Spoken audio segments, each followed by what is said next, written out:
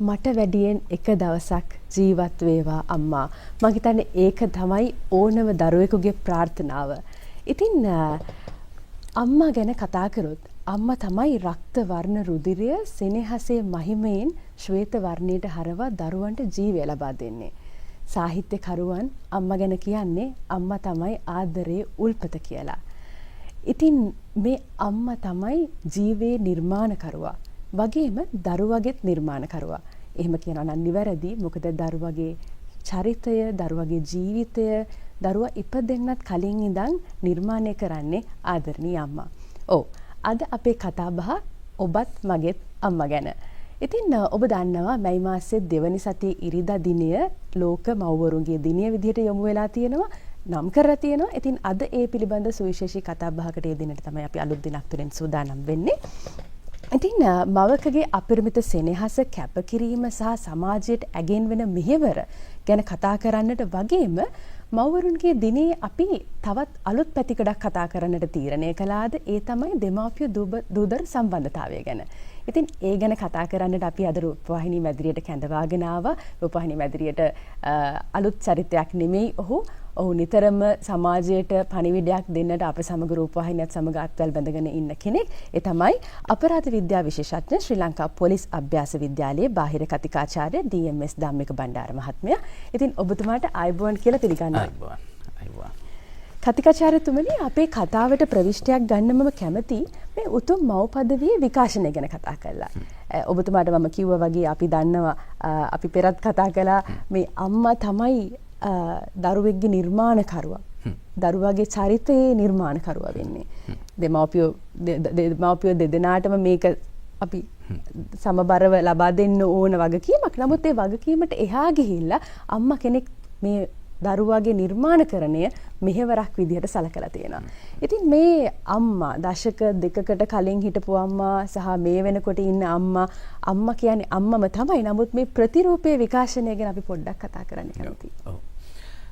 සියලු දෙනාට සුබ උදෑසනක් වේවා කියලා ප්‍රාර්ථනා කරනවා.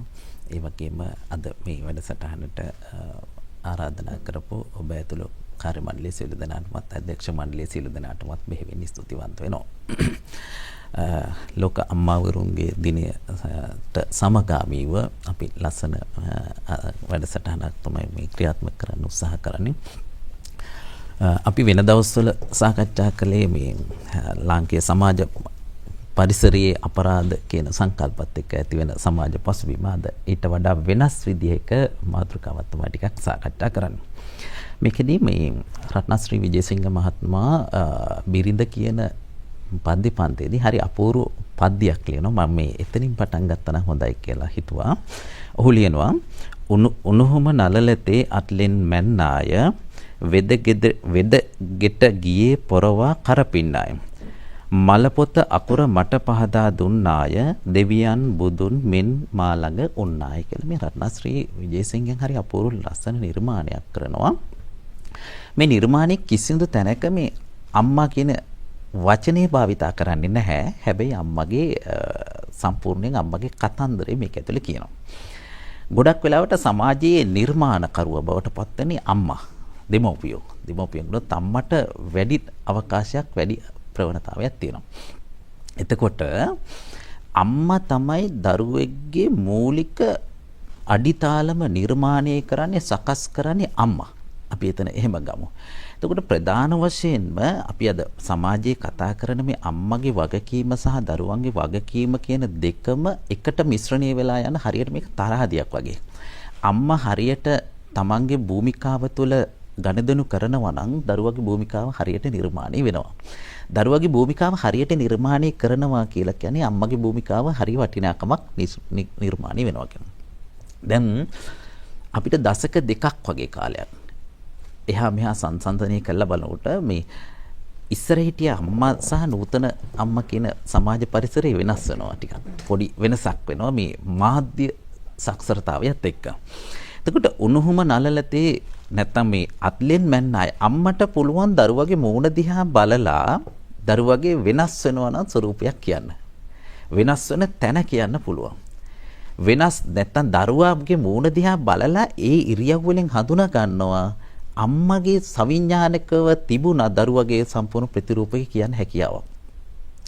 එතකොට මේක දැන් අතීතේ හිටිය අම්මට ඒ හැකියාව තිබුණට නූතන ඉන්න අම්මට ඒ හැකියාව නැහැ. දැන් උදාහරණයක් මම මෙතනටම සම්බන්ධ කරන්න මේ නූතන සමාජ ක්‍රමය.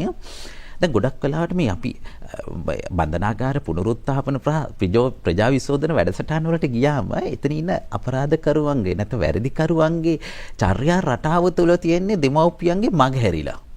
එක්ක අම්මා තාත්තා විදේශගත වෙලා, එක්ක අම්මා තාත්තා වෙන් වෙලා, එහෙම නැත්නම් තාත්තා මද්ද්‍රව්‍ය වලට ඇබ්බැහි වෙලා, එහෙම නැත්නම් සමාජ විරෝධී ක්‍රියාවකට දෙන්නම යොමු වෙලා, මේ වගේ වසරියක් තුල නිර්මාණය වෙන ගොඩනැගෙන දරුවා තමයි සමහර වෙලාවට සමාජයේ වැරදිකරුවෙක් බවට පත්ලා ඉන්නේ.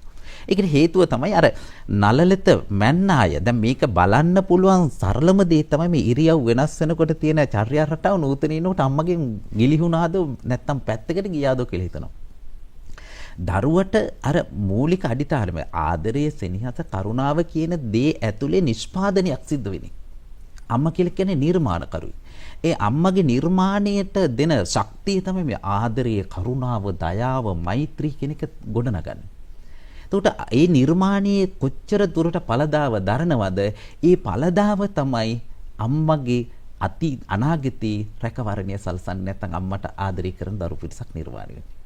දැන් ඔබ දකින්නට ඇති පහුගිය දවස්වල පියෙක් සහ දියණියක් බහිම්බස් වුණා. මම හිතන්නේ කොස් ගෙඩියක් කැඩුවා කියලා පියා දියණියට ගහලා ඝාතනය කරපු අවස්ථාව දකින්න ලැබුණා.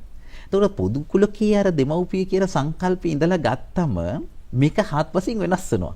ඔබ පහුගිය දවස්වල අහන්නට ඇති ප්‍රවෘත්තියක් වාර්තා වුණා. තමන්ගේ දියණිය අම්මා විසින් සමාජ අපයෝජන ක්‍රියාවන් වලට බාර දීලා තිබුණා. ලිංගික ක්‍රියාවන් වලට අලෙවි කරලා තිබුණා. එහෙම අම්මගේ චරිත කතාවෙන් අපිට බලාපොරොත්තු වෙන්න පුළුවන්ද අම්මා කියන සංකල්පයේ මේ වගේ අර හැඟීම් දැනීම් ඇති චරිත කතාවක් විදිහට. එතකොට අතීතේ හිටිය අම්මා සහ නූතනයේ ඉන්න අම්මා අතර යම් වෙනසක් තියෙනවා. මට මේ ළඟදී වෛද්‍යවරයෙක් හම්බ වුණා. මගේ බොහොම හිතවත් වෛද්‍යවරයෙක්. එයා දවසක් ස්තුතිවන්ත වෙනවා දවසේදී අපිත් එක්ක එකහසු වුණාට. ඉතින් මෙවැනිම තවත් වැදගත් සාකච්ඡාවක් ඔබ වෙනුවෙන් සූදානම් කරලා තියෙනවා. ඒ නිසා රැඳෙන්න ආරාධනා කරන අලුත් දිනක් සමගින්. මාත් එක්ක කිව්වා සර් දැන් හරි සමාජ පරිසරය තුළ සමාජ ප්‍රශ්නයක් තියෙනවා. දරුව හම්බ වෙන ඉන්න අම්මලා සමහර වෙලාවට ජ්‍යොතිෂඥයෙක් හම්බ වෙලා නැකතකුයි වෙලාවකුයි හදාගෙන එනවලු. මෙන්න මේ වෙලාව හරි රාජයෝගයක් තියෙනවා, නැත්තම් හොඳ සුබ මොහොතක් තියෙනවා, මෙන්න මේ වෙලාවට දරුවා අරන් දෙන්න, සීස කරන්න, නැත්තම් මේ වෙලාවට හරියටම මේ දරුවා මෙලොවට බිහි කරන්න කියලා සමහර වෙලාවට වෛද්‍යවරයාට දිනේ නැකතයි වෙලාව ගෙනල්ලා දෙනවලු. දැන් මේක කරාම සමහර වෙලාවට වෛද්‍යවරු ඒක කරන්නත් වෙනවා. සමහර වෙලාවට ඒ දේවල් නොකර ඉන්නත් පුළුවන්කම තියෙනවා. දැන් මේක ඇතුලේ කියනවා නේද අර අපි කියවනේ රත්නවරණ දේවා ශ්වේතවරණ බවෙන්න රතුලේ සුදු බවට පත් වෙන්න ඕන කියලා. ලෝකේ තාක්ෂණයේ දියුණුවයි තමයි. නූතන තාක්ෂණයේ දේවල් ගත්තම ඕන දෙයක් දැන් කරන්න පුළුවන්. මම හිතන්නේ AI තාක්ෂණයේ තියෙනවා නිෂ්පාදනය කරන්න පුළුවන්. තාක්ෂණයේ දියුණු වුණාට තාක්ෂණයට බැරි වෙනවා හැඟීම් දැනීම් ඇති කරන්න. හැඟීම් දැනීම් දෙන්න බෑ. ලෝකේ රොබෝ තාක්ෂණය නිර්මාණය කරනවා. දේවල් කරන්න පුළුවන්. හැබැයි අර හැඟීම දැනීම කියන දේ මේ තාක්ෂණයට දෙන්න බෑ. මම හිතන්නේ කතිකර්ෂා සුබ්‍රහ්මණ්‍ය ඒක නිසාම තමයි අම්මා කියන චරිතය අපිට සමාන කරන්න බැරි. කොහෙත්ම අපිට කිසිම සමාන පදයක් අම්මට ඇත්තටම අපිට හොයාගන්න බැරි අන්නේ කාරණාව හින්දා. ඔව්. එතකොට දැන් අර නිෂ්පාදනය කරන චරිත කතාව අර අම්මව තමයි සමහර වෙලාවට දරුවගේ අපි කියනවා දෙමව්පියන්ගේ වදේ නිසා සමහර වෙලාවට දූ දරුවෝ වැරද්දේ වෙඳනවා. දරුවට උගන්වන්න ඕන, හැබැයි දරුවට වදයක් නොවෙන්නට ඕන. මට මේ අහුවෙලා තියෙන ගොඩක් දෙමව්පියෝ දැන් අපිට දිනපතා දුරකථන ඇමතුම් වෙනවා, අපිව හම්බ වෙනවා. ඒ එන හැම අම්මා කෙනෙක්ගේම කතාව මම අනිත් පැත්ත බලනවා පොඩ්ඩක්. මේ අම්මා දරුවා ප්‍රචණ්ඩත්වයටපත් වෙලා, සමහරවිට මත්කුඩු වලට මත් වෙලා, සමහර ලිංගික අපයෝජනයන් වලට ලක් වෙලා, සමහර වෙලට අසභ්‍ය වචන කියනවා, සමහර ප්‍රචණ්ඩකාරී ලෙස හම්බුන. මේ ළඟදී අම්මා කෙනෙක් ආවා දරුවා ගෙදර තියෙන බඩුවරට ගහනවා, පුකුඩු කරනවා ඔක්කොම. මම ඒ අම්මගෙන් අහන්නේ අතීත කතාවේදී මේ අම්මගේ දෙමව්පියන්ගේ තාත්තා පුංචි කාලේදී හිටියද? එතකොට අම්මා කියනවා සමහර වෙලාවට තාත්තා විදේශගත වෙලා හිටියේ. සමහර වෙලාවට තාත්තා නැවක තමයි වැඩ කරන්නේ සර්. සමහර වෙලාවට තාත්තා කාලයන්තරයක් තිස්සේ ආවේ නැහැ. අම්මා සමහර උදේ වැඩට ගියාට පස්සේ හවස තමයි ගෙදර එන්නේ. ඒ වෙනකන් දරුවා සමහර වෙලාවට දිවාසුරකම මධ්‍යස්ථානවල රැඳිලා තියෙන්නේ. එතකොට ධම්මයාගේ පෞරුෂත්වය කියන එක සහ අර ප්‍රචණ්ඩත්වය කියන එක නිර්මාණය වෙලා ඉවරයි. නිර්මාණය වුණා. ඒ නිර්මාණය කොච්චර දුරට කියනවද දරුවා ප්‍රචණ්ඩත්වයට පත්වලා. අපි පහුගිය දවස් මාස කිහිපයේදී අධ්‍යයනය කළා. අපේ පුනරුත්ථාපන මධ්‍යස්ථානවලට අලුතින් ඇතුළත් වෙලා ළමයි 370 ගානක් ඇතුළත් වෙලා තිනවා. 370කට වැඩි පිරිසක් ඇතුළත් වෙලා. එතකොට ඒ දරුවන්ගේ අතීත කතාව හොයලා බැලුවම සමහර වෙලාවට දෙමව්පියන්ගේ හරි වගකීම සහ ඒ යුතුයකම් ඉෂ්ට නොවුනම තමයි සමාජ විරෝධී ක්‍රියාවන් වලට පෙළඹලා තියෙන්නේ. අනිත් පැත්තෙන් බැලුවම වැඩිහිටි නිවාස සහ අනිත් පැත්තෙන් වැඩිහිටි සංරක්ෂණාගාර වැඩිපුර නිර්මාණය වෙලා. අපි මේ ළඟදී එක සමාජ වැඩිහිටි නිවාසයකට ගියා. මම එතනදී පොඩ්ඩක් සාකච්ඡා කළා. දරුවෝ මේ සමාජයේ පිළිගත් ඉහළම ශ්‍රේෂ්ඨ ඉන්නවා. ඉහළම පිළිගත් ශේස්ත්‍රවල රැකියාව වෘතීන් කරනවා. සමහර වෙලාවට ඒගොල්ලෝ ගරු නම්බුනාම ඇතුව ඉන්නවා. මම එක අම්මා කෙනෙක්ගෙන් දුරකථන යමුතාවක් ඉල්ලගෙන මම කතා කරා ඒ දරුවෙක්ට බලන්න. ඇයිද මේ කියන්නේ? දරුවා දෙන පිළිතුර තමයි සමහර වෙලාවට දැන් සර් අපිට මේ තියෙන වැඩ කටයුතුත් එක්ක අම්මා බලා ගන්න විදිහක් නැහැ. අම්මට රැකවරණය දෙන්න විදිහක් නැහැ. අම්මට බෙහෙත් ටික දෙන්න කවුරුවත් නැහැ. ගෙදර වැඩකාරයෙක් වැඩ කරන කෙනෙක් තිබ්බට පස්සේ සමහර වෙලාවට එයා නිසියාකාරව බලාගන්නේ නැහැ. ඒක නිසා අපි මේ මධ්‍යස්ථානෙට මුදලක් කියලා අම්මා එතන තියලා තියෙනවා. දැන් එතන අම්මා හරියටම දුක් වෙනවා. සමහර වෙලාවට අම්මගේ හැඟීම් දැනීම් කියා ගන්න බෑ. සමහර වෙලාවට දෙන දෙයක් කාලා සමහර වෙලාවට මේ වැඩ කටයුතු ටික කරගෙන නැත්නම් එතෙන්ට වෙලා ඉන්නවා. හැබැයි අම්මා පසුතැවෙනවා. හැමදාම කවුරු වෙනුන්ද දරුවෝ නිර්මාණය කළා මට ඒ දේ ලැබුණ නැහැ කියලා. සමහර වෙලාවට ඒ අම්මා දරුවට උගන්වන කාලෙදී සමහරට කුලිය වැඩ කරලා සමහරට හරි හම්බ කරගත්ත දේ තමයි විකුණලා ඒකෙන් ලැබෙන මුදල තමයි දවසක වේලක් නොකා නොබී දරුවට ඉගැන්වුවේ. ඒ උගන්වපු දරුවා තමයි අන්තිමට දෙමව්පියන්ට මේ වගේ ඉරණමක් අත් කරලා දෙන්නේ. එතකොට මම මේකෙදි කිව්වේ එකයි මේකම තරහදියක් වගේ ගත්තොත් දෙමව්පියෝ සහ දරුවෝ කියලා කියන්නේ මේ දෙපැත්තේ ඉන්න.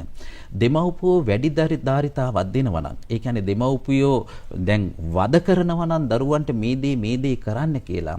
හැබැයි දුවා දරුවන්ගේ වරදත් එතනම තමයි නිර්මාණය වෙන්නේ. ඒක සමාජ ක්‍රමයේ අපි අම්මලා හිතන්නේ නැහැ. පාසල් යනවා ඉවර වුණ ගමන් අමතර පන්ති වලට එක්ක යනවා රාත්‍රී කාලෙදී තව මොනවට හරි අමතර පන්ති වලට මේ දරුවා යොමු කරන දරුවට අර ආදරයේ සෙනෙහස කියන එක ලැබෙන්න කාලයක් නැහැ. ඒ ලැබෙන කාලය තුලත් සමහර විට දරුවා තාක්ෂණික ලෝකෙ ඉන්නේ. තාක්ෂණික ලෝකෙ දියුණු වෙන්න පුළුවන්. හැබැයි ලෝකේ තාක්ෂණියෙන් දියුණුවාට හැංගීම් දෙනින් දෙන්න බෑ. ඔබ බලන්න කොච්චර තාක්ෂණීය දිනුනොත් මේ හැංගීම් දැනීම් කියන දෙන්න බෑ. ඒ දෙන්න බැරි නිසා දරුවට හිතන මතන මාර්ගයකට යන්න ඔහු නිර්මාණය කරගන්නවා. ඒක මහා ඛේදවාචකයක් වෙනවා. මේක තව දැන් ඔබ හිතන්න දැන් අර හැංගීම් දැනීම් නැති සමාජ ක්‍රමයක් දැන් නිර්මාණය වෙනවා. තව අවුරුදු 5ක් විතර යනකොට ඒගොල්ලෝ 10ක් විතර යනකොට ඒගොල්ලෝ නම් වැඩිහිටි භාවයට පත් වෙන්නේ. ඒගොල්ලෝ නම් අනාගතයේ දෙමව්පියන් බවට පත් වෙන්නේ. අපේ රටේ අනාගතයේ කොයි වගේ තැනකට යන්න පුළුවන්ද? නිකන් සරලව හිතන්න දැනට අපි යන්නේ මේ දශක දෙකකට විතර කලින් තිබ්බ සමාජ ක්‍රමය ඇතුලේ මගේ අම්මා. ඒ කියන්නේ මගේ අම්මා අදටත් මට දවසකට දෙපාරක් විතර කතා කරනවා. කතා කරලා අහලා බලනවා. ඇය සතුටු වෙනවා මම මේ වැඩසටහන ඉදිරිපත් කරන. දැන් මගේ අම්මා ගෙදර ඉඳන් මේ වැඩසටහන බලනවා. ඒකට ඇයට අපරිමිත සතුටක් දැනෙනවා. අපි කොච්චර වැඩ කටයුතු කරගෙන හිටියත් මම අම්මට දවසකට දෙපාරක් විතර කෝල් කරනවා. වැඩේ වලට යන අතරතුර සමහර වෙලාවට වාහනේදී මම කෝල් කරනවා. සමහර රෑ 10ට විතර කෝල් කළා. ඒ අපි අතර තිබුණ බැඳීම. අපි අතර තිබුණ ඝන දෙනවා. හැබැයි නූතනයේ වෙනකොට සමහර වෙලාවට අම්මලාට කතා නොකර අම්මලා වදයක් වෙච්ච අම්මලා ප්‍රතික්ෂේප කරන දරුවෝ ඉන්නවා. එතකොට මම අම්මලාගෙන් අහන්නේ ඒ වගේ නිෂ්පාදනයක් කිරීමේ මූලික අඩිතාලම ඉන්නේ කවුද? අම්මලාම තමයි මේ වරද කරන්නේ. එතකොට අපි හැමදාම අම්මලාගේ ගුණධර්ම වගා කරන්න ඕන කියලා කියනවා. දරුවන්ගේ සුපෝෂණයන් ගැන කතා කරනවා. හැබැයි අම්මලාගේම යම් අතුපසු වීම නිසා අන්තිමට අම්මා කියන නාමයේ ගරුත්වය රැකෙන්නේ නැහැ. ඒක නිසා ගොඩක් වෙලාවට මම මේ මෑත කාලේ තව පුංචි කාරණාවක් මතක් කරන්නම්. දැන් අම්මා කියන චරිත කතාව කැමති නෑ. තමන්ගේ ශරීරය සමහර වෙලාවට අර යෝන් බව කියන එක ආරක්ෂා කරගන්නත් තම උත්සාහ කරනවානේ. ඒක නිසා සමහර වෙලාවට අර දරුවට දී යුතු කිරි ටික දෙන්නේ නැහැ. දරුවට දැක්විය යුතු සෙනෙහස දක්වන්නේ නැහැ. සමහර වෙලාවට දරුවා කවුරු හරි අතේ තමයි හැදෙන්නේ. සමහර වෙලාවට ගෙදර සේවකයා අතේ තමයි දරුවා හැදෙන්නේ. දිවාසුරකම් මධ්‍යස්ථානයේදී තමයි දරුවා ලොකු වෙන්නේ. එතකොට අර අම්මගේ කියන ප්‍රතිරූපකය අම්මගේ කියන සෙනෙහස දරුවට තදින් දෙන්න ඕන. ඔබ දැකලා ඇති සමහර දරුවෝ ඉන්නවා නිදාගත්තත් අම්මා කියන චරිත කතාව නැත්නම් අම්මා ළඟින් නිදාගත්තකොටම ඒ දරුවට දැනෙනවා මේ අම්මා තමයි ළඟට ආවේ. අම්මගේ හැඟීම කියලා. අපි දැකලා තියෙන පුංචි දරුවෝ සමහර වෙලාවට අම්මා ළඟට එනකොට දඟලනවා.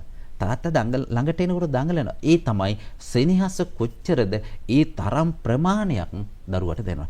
ඒක තමයි ඔහුගේ පෞරුෂත්වය නිර්මාණය කරන්නේ. සිග්මන්ඩ් ෆ්‍රොයිඩ් එක වරකදී කියනවා දරුවගේ සංකල්ප නැත්නම් මේ පෞරුෂත්වය නිර්මාණය වෙන අවස්ථා පහයි තියෙන්නේ.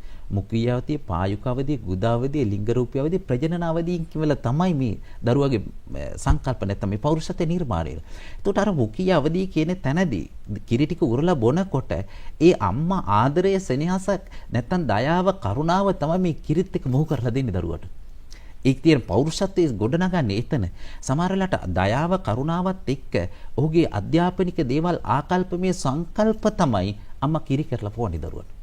ඒව තමයි ජීව ගුණයක් බවට පත්වලා ගුණධර්ම වලින් සුපෝෂිත දරුවෙක් නිර්මාණය කරන්න මේක හේතු සාධකයක් බවට පත් වෙන්නේ.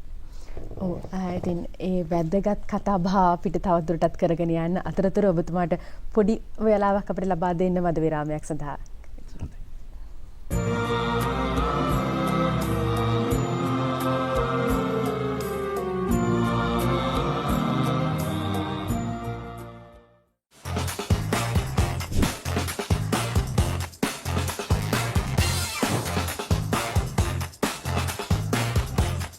මේ සතියන්තේ අබන්ස් හෝම් කිචන් එකත් එක්ක අපි හදනවා පොඩිත්තුයි වැඩිහිටියෝයි හැමෝම කැමති ෆිෂ් බන්.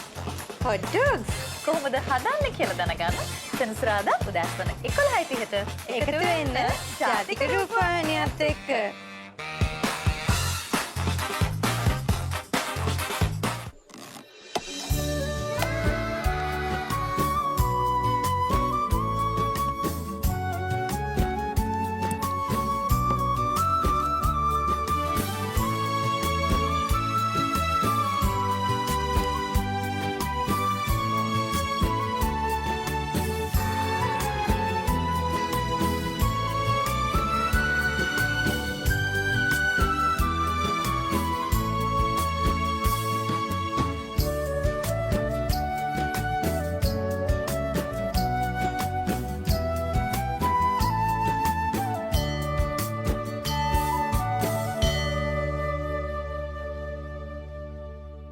SLT Mobitel Fiber Unlimited package රුපියල් 5900 සිට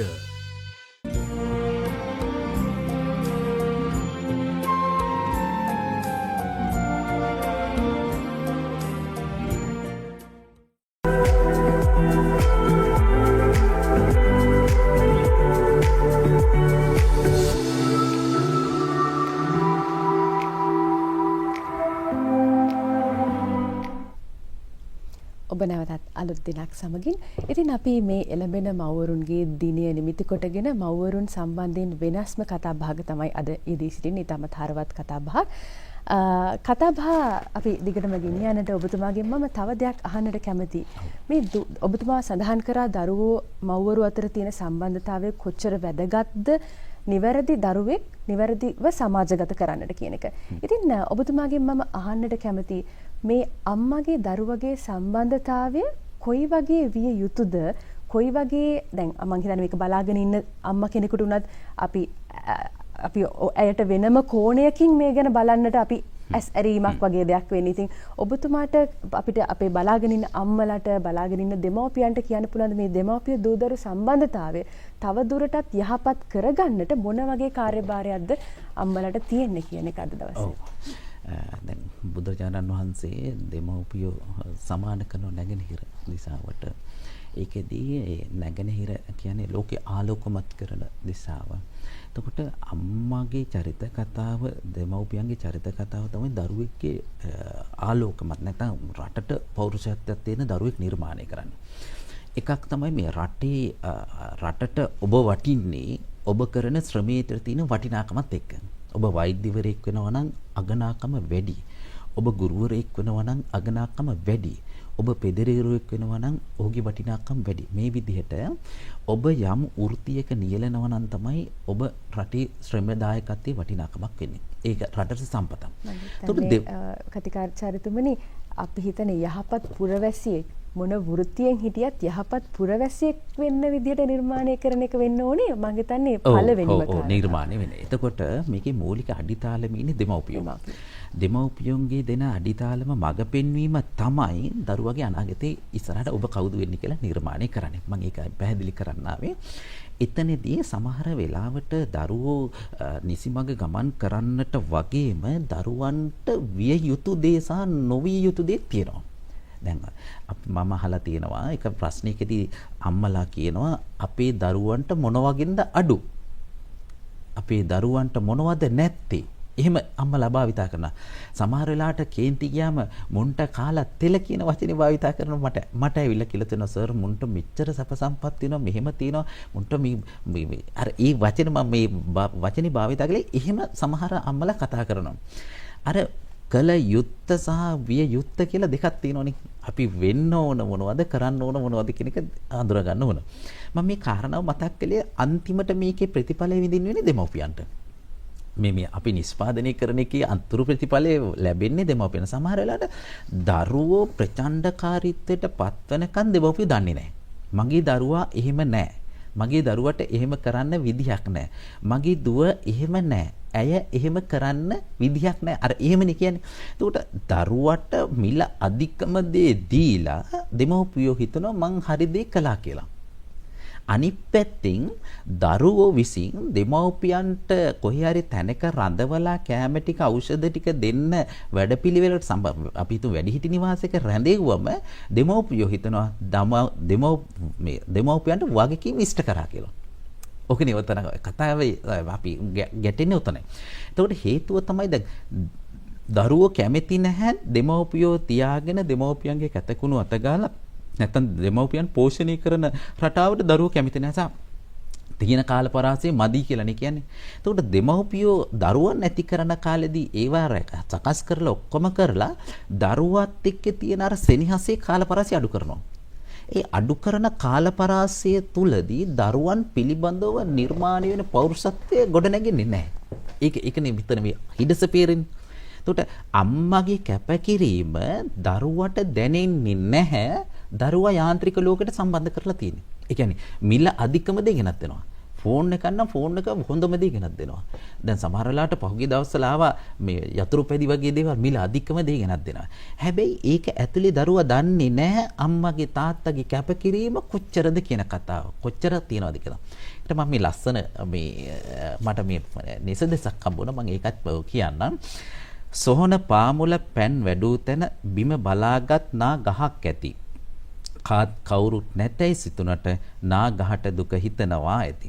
සුළඟ ඇවැදීන් සැඩ පරුස ලෙස බිම දමන විට නා මලක පෙති මගේ අම්මා එදා වාගෙම තවම තනියෙන් හඬනවා ඇති.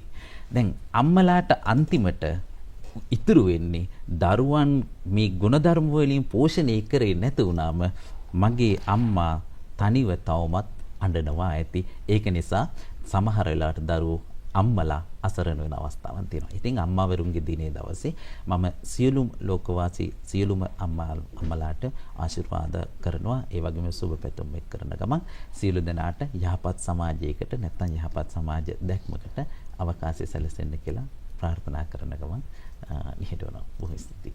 හොඳයි.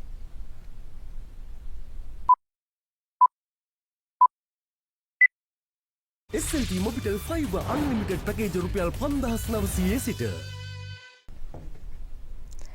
ඉතින් අම්මා කියන කතාව අම්මා කියන මාතෘකාව අපිට කතා කරලා නිම කරන්න බැරි මාතෘකාවක්. ඉතින් අම්මා කියන අම්මව සමරන මේ දවසේ අම්මව සමරන්න නියමිත දවසේ අම්මා ගැන අපි කතා කරා වෙනත්ම පැතිකඩකින් අම්මා කෙනෙක් කොයි වගේද ඇයගේ භූමිකාව වෙන්න ඕනි කියලා හරවත් සාකච්ඡාවකට අද අපිත් එක්ක සම්බන්ධ වුණා කතිකාචාර්යතුමා. ඉතින් ඔබතුමාට බොහොමින්ම ස්තුතියි කියලා අයිබෝන්. අපි නැවතත් දවසක හමු වෙමු. ඉතින් ප්‍රාර්ථනා කරනවා ඔබට අද දවස සුබදායි දවසක් වෙන්න කියලා අලුත් දවසින්. සුබ දවසක්.